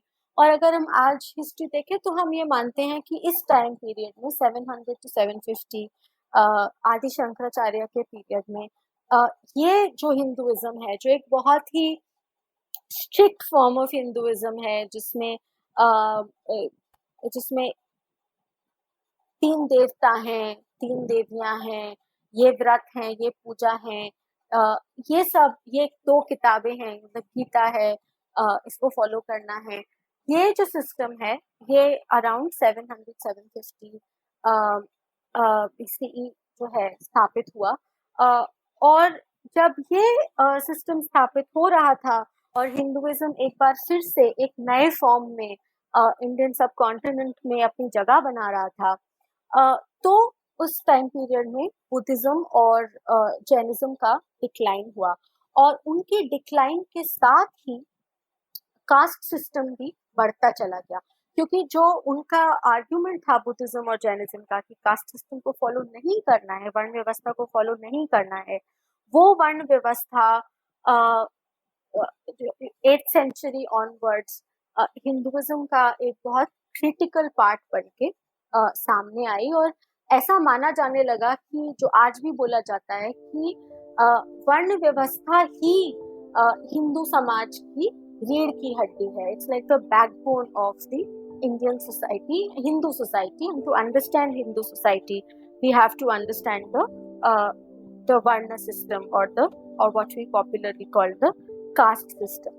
तो ये तो एक historical इसका हो रहा interaction between Jainism, Buddhism, which were anti-caste religions, and Hinduism, a new form of Hinduism, जो कि 8th सेंचुरी 8वीं सदी के आसपास आया। अब अगर यहाँ पे हम एक थोड़ा सा मतलब इस बात को थोड़ा और बढ़ा पाए और इस बात से लिंक कर पाए कि जो डॉक्टर B.R. अम्बेडकर हैं, जो हमारे ऑफ कोर्स उन्होंने हमारा संविधान लिखा है, कॉन्स्टिट्यूशन लिखा है, बट उससे भी बड़ा जो उन्होंने काम किया है वो ये है कि वो एक बहुत स्ट्रॉन्ग एंटी कास्ट वॉइस रहे हैं पॉलिटिक्स में, एकेडमिक्स में, राइटिंग में। तो he is a very very strong anti cast scholar and philosopher जिनको बोला जाता है। तो अगर हम अम्बेडकर के और डॉक्टर अम्बेडकर के उस काम के बारे में बात करें तो हम ये जानते हैं कि डॉक्टर अम्बेडकर ने बुद्धिज्म को प्रिफर किया। काफ़ी दशक उन्होंने 3 से 4 दशक उन्होंने पढ़ा और समझा और फिर उन्होंने बुद्धिज्म को चुना, बुद्धिज्म को चूज किया as the religion of his choice. And he very famously said in one of his speeches, Annihilation of Caste, a speech which he was never allowed to give. उन्होंने कभी speech पढ़ी नहीं, लेकिन उनकी speech आज हम सब पढ़ते हैं। और उसमें भी और कुछ ऐसी स्पीचेस जैसे कि योला कॉन्फ्रेंस, जहाँ पे उन्होंने बोला कि I was born a Hindu but I will not die a Hindu, क्योंकि वो इतना परेशान थे इस वर्ण व्यवस्था से, जाति व्यवस्था से। उन्होंने इतनी भयानक चीजें देखी अपने आसपास और अपने जीवन में, और उन्होंने ये भी समझ लिया कि ये लड़ाई हिंदुइज्म के अंदर से नहीं लड़ी जा सकती, क्योंकि मैं कितना भी कह लूं, मैं कितना भी लिख लूं, मैं कितना भी बात कर लूं, लेकिन हिंदू अपर कास्ट जिनको बोला जाता है, वो अपर कास्ट हिंदू का दिल और दिमाग में नहीं बदल सकता, उनकी सोचने का तरीका में नहीं बदल सकता। तो मैं हिंदू धर्म ही त्याग दूंगा, ये उनका मानना था और उन्होंने किया भी। 1956 में उन्होंने उनके साथ हजारों और दलितों ने बुद्धिज्म को अपनाया एक मास कन्वर्जन में, और तब से लेके आज तक हमने रेगुलरली देखा है कि दलित ग्रुप्स बुद्धिज्म में कन्वर्ट करते हैं। इस्लाम में तो करते ही हैं, क्रिश्चियनिटी में भी करते हैं, लेकिन बुद्धिज्म के साथ उनका एक खास जुड़ाव भी है। और वो खास जुड़ाव कहीं ना कहीं डॉक्टर अम्बेडकर की वजह से आता है, क्योंकि डॉक्टर अम्बेडकर ने अपनी राइटिंग्स में एक बहुत इंटरेस्टिंग आइडिया प्रपोज किया कि उन्होंने बुद्धिज्म क्यों चुना और बुद्धिज्म से कास्ट का क्या रिलेशनशिप है। if you have time I can go into that. Yeah, we have a lot of time. Please continue. Okay. So एक बात मैं आपको बताऊं कि अम्बेडकर ने क्या बोला, लेकिन एक बात उसको बोलने से पहले एक बात कहना जरूरी है। वो ये है कि डॉक्टर अम्बेडकर जो बोल रहे हैं उसके लिए हमारे पास हिस्टोरिकल प्रूफ नहीं है। हम हिस्ट्री में कहीं आपको ये दिखा नहीं पाएंगे कि जैसा वो कह रहे हैं बिल्कुल वैसा ही हुआ था। तो जब हम पढ़ते हैं डॉक्टर अम्बेडकर का ये वाला लिखा, तो हम ये मानते हैं कि ये एक तरह से एक पॉलिटिकल रिटोरिक है, जहाँ पे वो बहुत अ, कोशिश कर रहे हैं कि मैं किस तरीके से अ, हिंदू समाज को समझा पाऊँ कि आप जो कर रहे हैं वो गलत कर रहे हैं। उन्होंने लॉ का सहारा लिया, उन्होंने कॉन्स्टिट्यूशन का सहारा लिया, उन्होंने गवर्नमेंट का सहारा लिया, उन्होंने लोगों से बात करी, उन्होंने ज़मीन पे रह के भी काम किया, उन्होंने वहाँ से पानी पिया जहाँ से उनको पानी पीने की इजाज़त नहीं थी। उन्होंने मार्च निकाले, उन्होंने धरने दिए, लेकिन किसी से भी बात नहीं बनी। जो तथाकथित अपर कास्ट ऊंची जाति के हिंदू थे, उन्होंने अपना व्यवहार नहीं छोड़ा। तो कई जगह डॉक्टर अंबेडकर की राइटिंग में कई जगह हमें ऐसी मिलती है जहाँ पे वो एक पॉलिटिकल रिटोरिक में बात करते हैं। पॉलिटिकल रिटोरिक से मतलब है कि वो एक आर्ग्यूमेंट से के लिए बात करते हैं, जिसका इतना स्ट्रॉन्ग फोर्स होता है कि आपको उनको सुनना पड़ता है। हुँ? तो ये एक उस तरीके का उन्होंने आइडिया हमारे सामने रखा, जिसके जो हो सकता है एक्चुअली हिस्ट्री में ऐसा रहा हो सकता है ना रहा हो।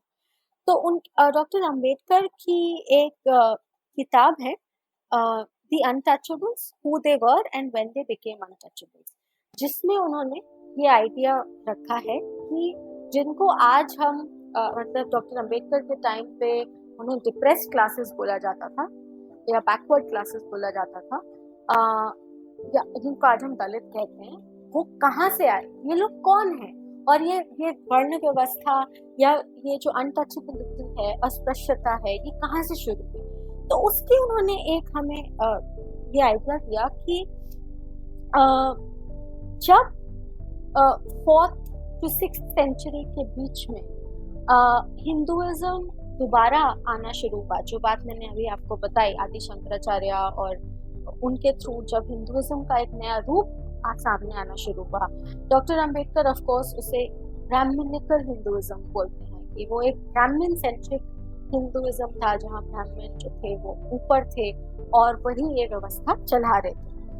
तो डॉक्टर अंबेडकर का कहना है कि जब ये वाला हिंदुइज्म वापस आया 4th से 6th सेंचुरी के बीच में, तो ऑब्वियसली बुद्धिस्ट जो थे, जो बहुत बड़ी संख्या में थे इंडिया में, वो बुद्धिस्ट जो थे, उन्होंने इसको अपोज किया। उन्होंने ब्राह्मणिज्म को, उन्होंने हिंदुइज्म को से लड़ने की कोशिश करी। जब वो नहीं लड़ पाए, तो हिंदुइज्म के लिए ऑफ कोर्स बुद्धिस्ट जो थे वो एनिमी थे, क्योंकि वो उन्हें रोक रहे थे। लेकिन वो बुद्धिस्ट जिन्होंने हिंदुइज्म अपनाने से बिल्कुल मना कर दिया, जिन्होंने ब्राह्मण की अथॉरिटी मानने से बिल्कुल मना कर दिया, उन बुद्धिस्ट ने खास करके उन बुद्धिस्ट के ऊपर खास करके काफी हिंसा की गई। हिंदू धर्म के जो हिंदू धर्म का पालन कर रहे थे उनके द्वारा।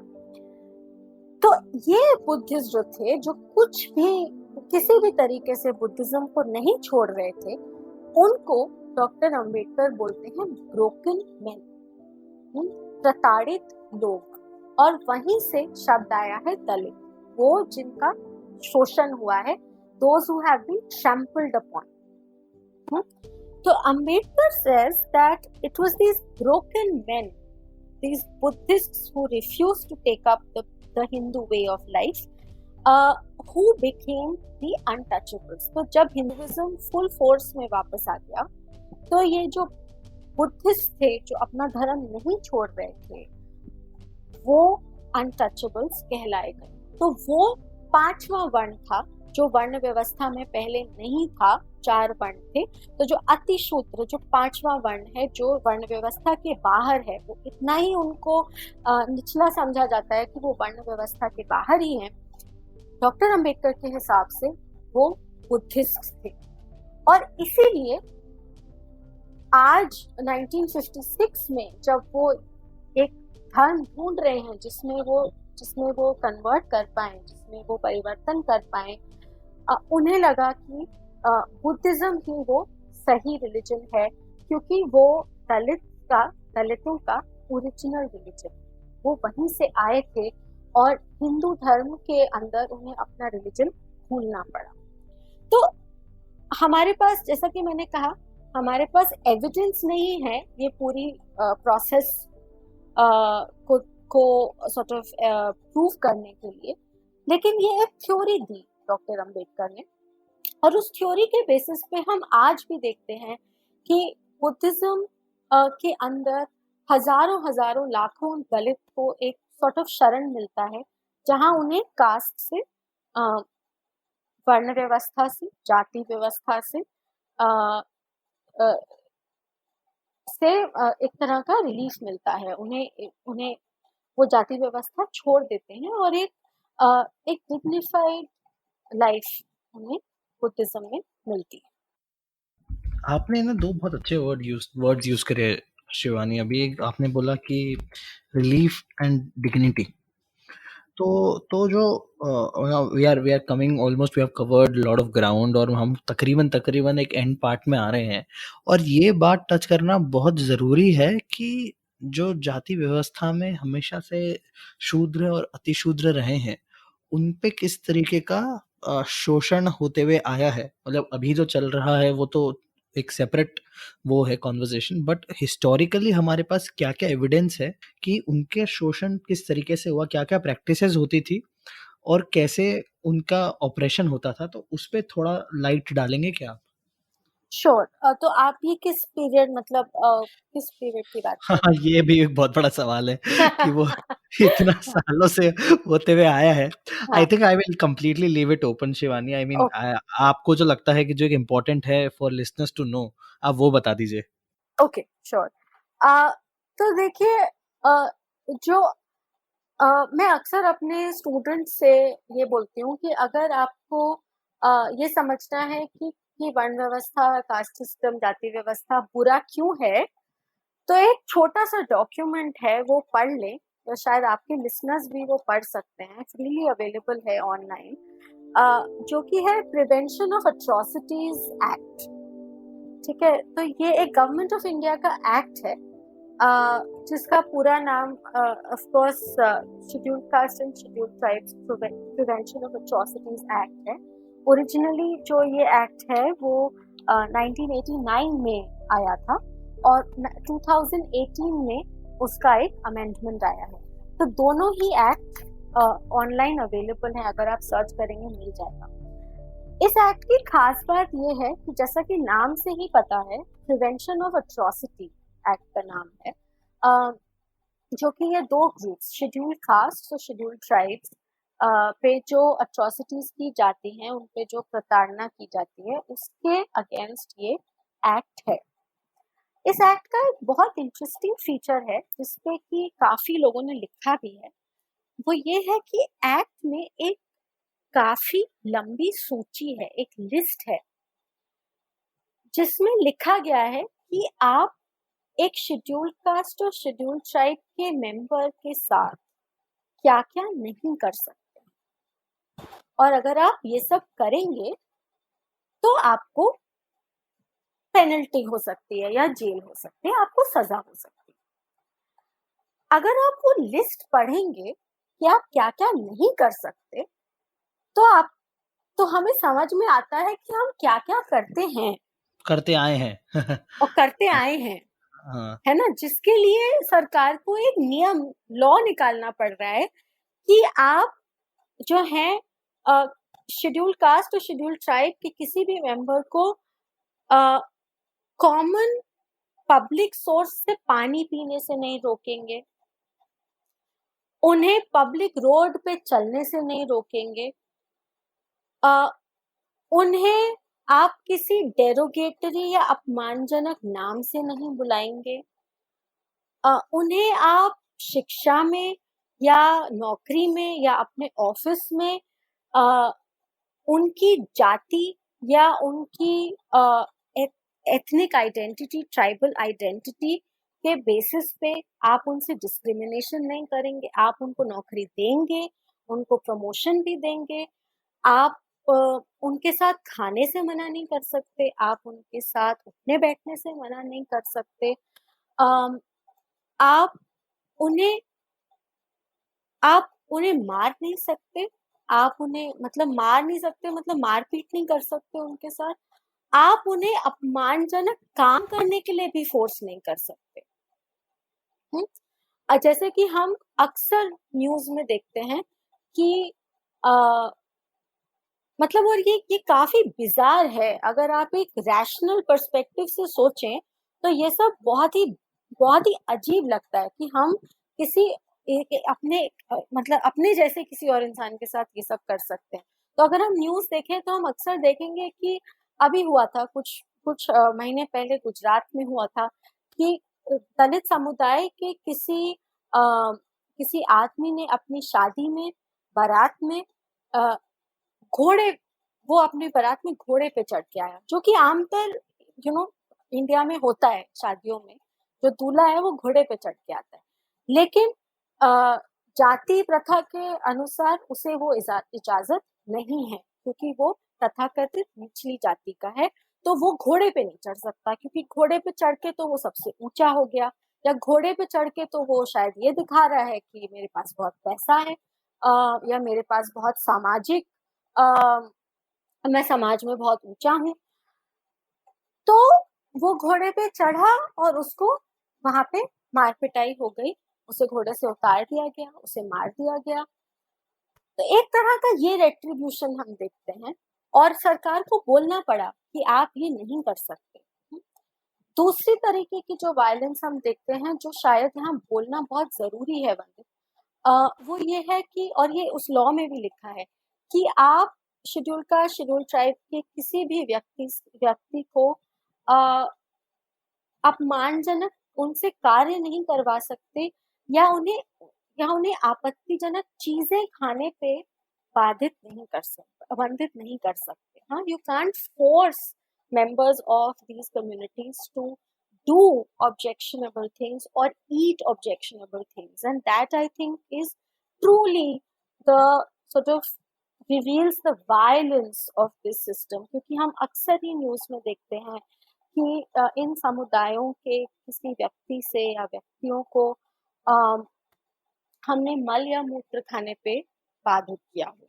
हाँ, so we force them to drink urine or eat feces. We force them to parade naked. हम उन्हें नंग अवस्था में गांव में चलाते हैं, शहर में चलाते हैं। हम उन्हें जानवरों से बांध कर पूरे गांव के सामने या शहर के सामने चलवाते हैं। और हमें 1989 में एक लॉ निकालना पड़ा ये बोलने के लिए कि आप ये सब नहीं कर सकते, है ना। तो यही हमें बताता है कि हम ये सब करते हैं, है ना, और कितना करते हैं कि अब हमें एक लॉ बोल रहा है कि ये नहीं करना है। और अगेन मैं बोलूंगी कि खास कर से यहाँ पे जो औरतें हैं, जैसा कि हम बोलते हैं अपनी रिसर्च में बोलते हैं कि दलित विमेन आर ट्रिपली ऑप्रेस्ड। उनका 3 तरीके से शोषण होता है। जाति व्यवस्था में शोषण होता है, उनका वर्ग व्यवस्था में शोषण होता है, they are exploited due to their class position, और ऑफ कोर्स क्योंकि वो औरतें हैं तो उनका शोषण होता ही है। तो उनको उनको अपने घर अपनी कम्युनिटी में भी शोषण करते हैं मर्द और आदमी, और दूसरी कम्युनिटी जो अपर कास्ट कम्युनिटीज हैं उनके आदमी भी उनका शोषण करते हैं। तो आई थिंक यहाँ ये बोलना जरूरी है कि दलित औरतें जो हैं वो खास कर हम देखेंगे कि जब भी एक अट्रॉसिटी होती है, जब भी कोई वायलेंस होती है, तो उसमें खास कर दलित औरतों पे जो शोषण होता है वो अत्यधिक होता है। It's an excessive kind of oppression that Dalit women suffer. और ये आई थिंक वही कहीं ना कहीं बात वही जाती है ओरिजिन्स ऑफ कास्ट सिस्टम पे, कि हमने हमेशा से माना है कि women are lower, so women and Shudra Atishudra are at the same sort of category. तो एक ये काफी बड़ा दायरा है of physical violence and mental violence जो कि कास्ट सिस्टम में होती है। दूसरा जो है बहुत बड़ा पर्सपेक्टिव वो है डिस्क्रिमिनेशन का। तो ऐसा भी हो सकता है कि एक्चुअल फिजिकल वायलेंस ना हो, बट एक बहुत स्ट्रॉन्ग डिस्क्रिमिनेशन का टेंडेंसी रहता है with in followers of the caste system which is basically all of us, जहाँ पे हम इंटरव्यूज में हम इंटरव्यूज में, जॉब इंटरव्यूज में या एजुकेशनल इंटरव्यूज में SC ST कैंडिडेट से ठीक से बात नहीं करेंगे, उनसे ठीक से सवाल नहीं पूछेंगे, उन्हें नौकरी नहीं देंगे। हाँ, या हम बोल देंगे कि वो फिट ही नहीं है नौकरी के लिए। ठीक है। यहाँ तक कि SC ST जो मैं वर्ड कह रही हूँ, शेड्यूल कास्ट, शेड्यूल ट्राइब, इसको भी हम अब गाली समझ के बोलते हैं। तो हमने अक्सर देखा है एजुकेशनल इंस्टीट्यूशंस में जो लोग रिजर्वेशन के थ्रू आते हैं उनको, उनका मजाक उड़ाया जाता है, उनसे ठीक से बात नहीं की जाती, उन्हें मानसिक तौर पे कमजोर बोला जाता है, उन्हें ये बोला जाता है कि वो कम नंबरों से इंस्टीट्यूशन में आ गए, जबकि ऐसा बिल्कुल नहीं है। हाँ, वो जो लोग ये कह रहे हैं कि रिजर्वेशन के थ्रू जो आए हैं वो कम नंबरों से आए हैं, वो रिजर्वेशन को समझ नहीं रहे, वो रिजर्वेशन को गलत तरीके से समझ रहे हैं। हाँ, रिजर्वेशन, एंड आई थिंक आप रिजर्वेशन पे आगे बात करेंगे अपनी सीरीज में, तो मैं ज्यादा नहीं बोलूंगी। पर इस तरीके का डिस्क्रिमिनेशन एक स्ट्रक्चरल लेवल पे, जहां आप schedule caste, schedule tribe community से लोगों को रिक्रूट ही नहीं करेंगे, या रिक्रूट करेंगे तो उन्हें प्रमोशन नहीं देंगे, उन्हें मार्क्स नहीं देंगे, उन्हें इक्वल अपॉर्चुनिटी नहीं देंगे। और ऐसी बहुत स्टडीज हुई हैं जो हमें बताती हैं कि आज अगर हम अपने बिजनेसेस में देखें, IT इंडस्ट्री में देखें, मीडिया इंडस्ट्री में देखें, यूनिवर्सिटीज में देखें, तो टॉप पोजीशंस पे हार्डली हमें दलित कम्युनिटी या फिर आदिवासी कम्युनिटी के लोग मिलते हैं। टॉप पोजीशंस में हमें बेसिकली ब्राह्मण और क्षत्रिय ही मिलते हैं। जो प्रोफेसर्स हैं, जो CEOs हैं, जो मैनेजर्स हैं, वो मोस्टली अपर, सो कॉल्ड अपर कास्ट से ही आते हैं। तो एक ये दूसरा लेवल है डिस्क्रिमिनेशन का। एक है atrocity, physical and mental violence, एक है डिस्क्रिमिनेशन जो unfortunately a majority of our society has to face discrimination unfortunately। और एक बड़ा sort of पर्सपेक्टिव है वायलेंस और डिस्क्रिमिनेशन पे, वो है जैसा कि मैंने शुरुआत में कहा था, इंटीमेट और इंटरपर्सनल स्फीयर में, जहाँ हम एक दूसरे के साथ खाना नहीं खाएंगे, एक दूसरे के घर नहीं जाएंगे, एक दूसरे से शादी नहीं करेंगे, प्यार नहीं करेंगे, दोस्ती नहीं करेंगे, जो कि आई थिंक बहुत ही इम्पोर्टेंट है। और ये बिहेवियर है जो बाकी दोनों बिहेवियर को, वायलेंस को और डिस्क्रिमिनेशन को एनफोर्स करता है। क्योंकि बचपन से अगर मैं अपर कास्ट हूँ, मैं तो हूँ, तो बचपन से मेरे जो, इसको हम कहते हैं ना सोशल सर्कल या सोशल हैबिटस, कास्ट सिस्टम और कास्ट प्रैक्टिसेस इंश्योर करते हैं कि मेरे आसपास सिर्फ मेरी कास्ट के ही लोग हों और सिर्फ मेरे ही रिलीजन के लोग हों। बहुत एक्टिवली डिस्करेज किया जाता है अगर आप अपने छोटे से कास्ट और रिलीजियस दायरे के बाहर से लोगों से मिलें, उनसे दोस्ती बनाएं, उनसे प्यार करें। तो क्या होता है कि मैं उसी छोटे से दायरे में बड़ी हो जाती हूँ और उसी में रहने लगती हूँ, और फिर धीरे धीरे इस दायरे के बाहर के सारे लोग खराब हो जाते हैं। तो एक बहुत स्ट्रॉन्ग प्रोसेस ऑफ अदरिंग हो जाता है, जहाँ मैं अपने ड्राइंग रूम में बैठ के रिजर्वेशन के बारे में बहुत नाराज हो सकती हूँ। मैं ये कह सकती हूँ कि रिजर्वेशन की वजह से मेरी सीट चली गई और मुझे अच्छा डॉक्टर नहीं मिला और फला और ढिमाका, लेकिन मैं ऐसे किसी एक इंसान को नहीं जानती हूँ जिसको रिजर्वेशन की जरूरत पड़ी है। मैंने उनसे कभी बात ही नहीं करी है। ठीक है, मैं ये ज़रूरी भी नहीं समझती कि मैं उनसे बात करूँ, उनसे दोस्ती करूँ, उन्हें अपने घर बुलाऊँ, उनके घर जाऊँ, उनकी स्थिति को समझने की कोशिश करूँ। तो इसलिए फिर जब बहुत बड़े लेवल की वायलेंस हो जाती है ना, जब किसी को मार दिया जाता है, जला दिया जाता है, या या जब मेरे ऑफिस में डिस्क्रिमिनेशन होता है, तो मैं ना तो आवाज उठाती हूँ, ना मुझे समझ में आता है कि मुझे मुझे कुछ बोलना चाहिए, और ना ही मुझे लगता है कि कुछ गलत हो रहा है, क्योंकि मुझे तो बचपन से ही बताया गया है कि ये लोग ठीक नहीं है, ये लोग कमजोर हैं, ये लोग काम नहीं करना चाहते हैं। तो आई थिंक ये कास्ट जो है वो हर लेवल पे ऑपरेट करता है। इंटरपर्सनल लेवल पे मेरी फैमिली में मुझे क्या बोला जा रहा है, मेरे पेरेंट्स मुझे क्या बोल रहे हैं, मैं अपने बच्चों को क्या बोल रही हूँ, मेरे स्कूल में, मेरे कॉलेज में मैंने क्या देखा है, क्या पढ़ा है, और मेरे एम्प्लॉयमेंट में और मेरे लार्जर सोशल सर्कल में, हर लेवल पे कास्ट और caste discrimination, and I think they are the same one and the same thing, they operate, and they operate in almost everything that I do. So I began by saying कि मेरे नाम में ही मेरी cast है ना? तो unless मैं अपना नाम बदल लूँ या अपना सरनेम हटा लूँ, मेरे नाम से ही मेरी कास्ट पता चल जाती है, मेरा रिलीजन पता चल जाता है, और वहीं से डिस्क्रिमिनेशन, अगर मुझे निचली जाति से समझा जाए, तो वहीं से मेरा डिस्क्रिमिनेशन शुरू हो जाता है। अगर समाज को लगता है कि मेरा नाम एक ऊंची जाति का नाम है, तो मुझे प्रेफरेंस मिलनी शुरू हो जाती है। Dr. Shivani Kapoor, it was a fabulous conversation. Thank you so much for coming on Lights Camera Azadi. It was, I think, one of the best episode that I've ever done. Thank you so much for coming on the show. Thank you for those very kind words, Vandit. It was good for me also to go back to some of these basics, and sort of say them and talk about them uh, in a way in which I don't talk about them in academics. तो वो मेरे लिए बहुत अच्छा था। But I think सबसे important बात ये है कि अगर आपका शो सुनने वाले 2 लोग, 5 लोग, 10 लोग भी ये सुन के थोड़ा अपने बिहेवियर के बारे में सोचें और अपने आसपास के बिहेवियर के बारे में सोचें, तो I think that will be the most important thing, and for that I am ready to do this every day.